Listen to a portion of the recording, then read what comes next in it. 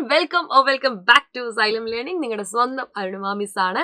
എടാ മക്കളെ, എല്ലാവരും അടിപൊളിയായിട്ട് തന്നെ ഇരിക്കുന്നു എന്ന് വിചാരിക്കുന്നു. എക്സാമിന്റെ ടെൻഷനിലാണ് എന്നുണ്ടെന്നുണ്ടെങ്കിൽ ടെൻഷനൊക്കെ ഒന്ന് മാറ്റി വെച്ചോളൂ. നമ്മൾ കൃത്യമായ ട്രാക്കിൽ തന്നെയാണ് പോയിക്കൊണ്ടിരിക്കുന്നത്.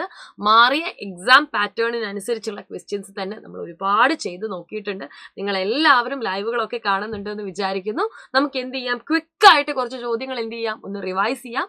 പുതിയ പാറ്റേണിനനുസരിച്ചുള്ള ചോദ്യങ്ങൾ തന്നെ. സ്റ്റേറ്റ്മെന്റ് ക്വസ്റ്റ്യൻസ് ഒക്കെ നിങ്ങൾ പ്രാക്ടീസ് ചെയ്യുന്നുണ്ടാവും. സ്റ്റേറ്റ്മെന്റ് ക്വസ്റ്റ്യനോടൊപ്പം തന്നെ നിങ്ങൾ പ്രാക്ടീസ് ചെയ്യേണ്ട ഒരു ടൈപ്പ് ഓഫ് ക്വസ്റ്റ്യൻ ആണ് നമ്മൾ ഇന്ന് നോക്കാൻ വേണ്ടി പോകുന്നത്. Match the following type question. നമ്മൾ 1 മിനിറ്റിനുള്ളിൽ അല്ലെങ്കിൽ 1.5 മിനിറ്റിനുള്ളിൽ ഒരു ചോദ്യം കംപ്ലീറ്റ് വായിച്ച് ഉത്തരം കണ്ടെത്തണം.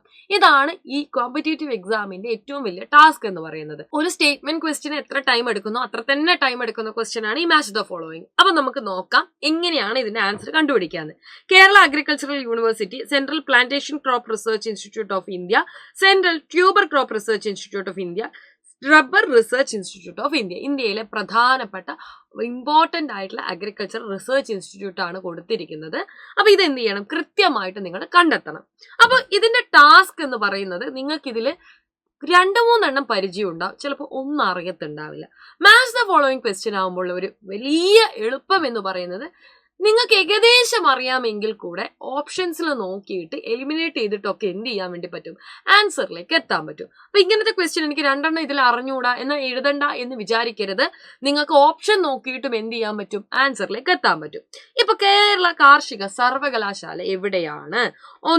അപ്പൊ 1 C ആണ്, മണ്ണൂത്തി തൃശ്ശൂരാണെന്നുള്ളത് എല്ലാവർക്കും അറിയാം. അപ്പൊ 1 C ആയിട്ടുള്ള ഒരു ഓപ്ഷൻ എന്ന് പറയുന്നത് ഇതാ, ഇതിനകത്ത് ഒരൊറ്റ ഓപ്ഷൻ മാത്രമേ ഉള്ളൂ. ഇനിയിപ്പൊ നിങ്ങൾക്ക് കേന്ദ്ര കിഴങ്ങുവിള ഗവേഷണ കേന്ദ്രമോ റബ്ബർ റിസർച്ച് ഇൻസ്റ്റിറ്റ്യൂട്ടോ ഒന്നും എവിടെയാണെന്ന് അറിയില്ലെങ്കിലും ഓപ്ഷനിൽ നോക്കിയിട്ട് നിങ്ങൾക്ക് നോക്കിക്കേ ഡയറക്റ്റ് ആയിട്ട് എന്ത് ചെയ്യാം, ആൻസറിലേക്ക് എത്താം. അതുകൊണ്ട് തന്നെ ഇങ്ങനത്തെ ക്വസ്റ്റ്യൻസ് നിങ്ങൾ എന്ത് ചെയ്യരുത്, വിട്ടുകളയരുത്. എങ്കിലും നമുക്ക് ബാക്കി നോക്കാം. Central plantation crop research institute of India എവിടെയാണ് എന്നാണ് ചോദിച്ചിരിക്കുന്നത്. പ്ലാന്റേഷൻ കോർപ്പറേഷൻ എന്ന് പറഞ്ഞാൽ എന്താണ് ഉദ്ദേശിക്കുന്നത്, തോട്ടവിള അല്ലെ. തോട്ടവിള എവിടെയാണുള്ളത് എല്ലാവരോടും ഞാൻ പറഞ്ഞിട്ടുണ്ട്, എവിടെയാണ്, കാസർഗോഡാണ്. അപ്പൊ നമുക്ക് കിട്ടി 2D കാസർഗോഡ്. ഇത് പറയുമ്പോൾ ഒരുപാട് ആളുകൾക്ക് കൺഫ്യൂഷൻ ആണ് മിസ് ചെയ്യുന്നത്, എപ്പോഴും പറയാറുണ്ട്. അപ്പൊ നിങ്ങളോട് ഞാൻ പറഞ്ഞിട്ടുണ്ട്, കാസർഗോഡ് തോട്ടങ്ങളിൽ എൻഡോസൾഫാൻ തളിച്ചത് നിങ്ങൾക്ക് എല്ലാവർക്കും അറിയാം. അപ്പൊ തോട്ടമുള്ള സ്ഥലം എവിടെയാ, കാസർഗോഡ്. ആ രീതിയിലേക്ക് എന്ത് ചെയ്തോളൂ, ഓർത്തു വെച്ചോളൂ.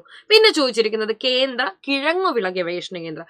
കിഴങ്ങുവിള ഗവേഷണ കേന്ദ്രം ഏതാ, സ്വീകാര്യാണ് അല്ലെ. അപ്പൊ 3യുടെ ആൻസർ B ആണ്. റബ്ബർ റിസർച്ച് ഇൻസ്റ്റിറ്റ്യൂട്ട്, റബ്ബർ എവിടെയാണുള്ളത്, കോട്ടയത്താണ് അല്ലെ. യെസ്. അപ്പൊ 4 ഓപ്ഷനിലേക്കും നിങ്ങൾ എന്ത് ചെയ്തു, എത്തി.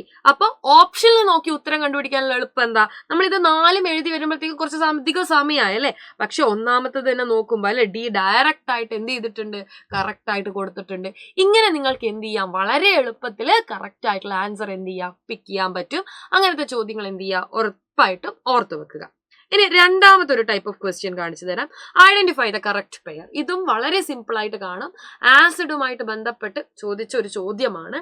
Lemon, vinegar, tomato, curd. 4 വസ്തുക്കൾ തന്നിട്ടുണ്ട്. 4ലും പ്രസന്റ് ആയിട്ടുള്ള ആസിഡുകൾ.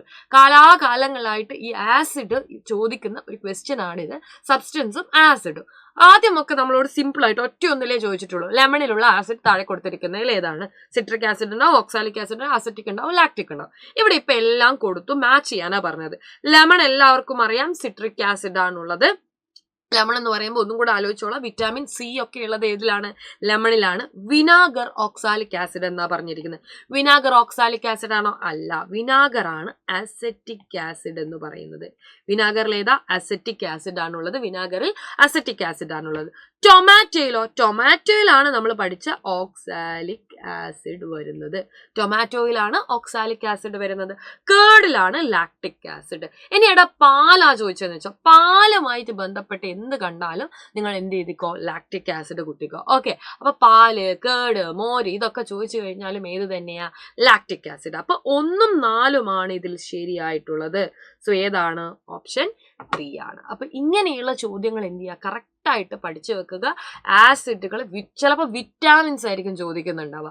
ഏത് ചോദിച്ചു കഴിഞ്ഞാലും എന്ത് ചെയ്യുക, കറക്റ്റ് ആയിട്ട് മൈൻഡിലേക്ക് എത്തുക. പാലിനെ കാണുന്ന സമയത്ത് ലാക്റ്റിക് ആസിഡ് എന്ത് ചെയ്തോളൂ, കൊടുത്തോളൂ. പാലും ലാക്റ്റിക് ആ വേർഡും തമ്മിൽ നല്ല ബന്ധമുണ്ട്. അപ്പൊ പാലെന്ന് കാണുമ്പോൾ ലാക്റ്റിക് എന്നുള്ള വാക്ക് മൈൻഡിൽ ഉണ്ടാവണം.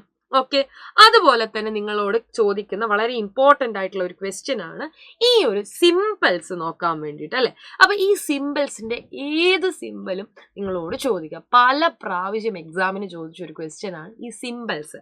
അപ്പൊ ഈ സിമ്പിൾസ് എന്ത് ചെയ്യണം, നിങ്ങൾ കൃത്യമായിട്ട് പഠിക്കണം. ചിലപ്പോൾ സെല്ലിൻ്റെത് ഏതാന്ന് ചോദിക്കാം, ബസറിൻ്റെത് ഏതാന്ന് ചോദിക്കാം അല്ലെ, മിനി മോട്ടോറിൻ്റെത് ചോദിക്കാം. അപ്പൊ സിമ്പിൾസ് കൃത്യമായിട്ട് എന്ത് ചെയ്യുക, ഒന്ന് പഠിച്ചു വെക്കുക.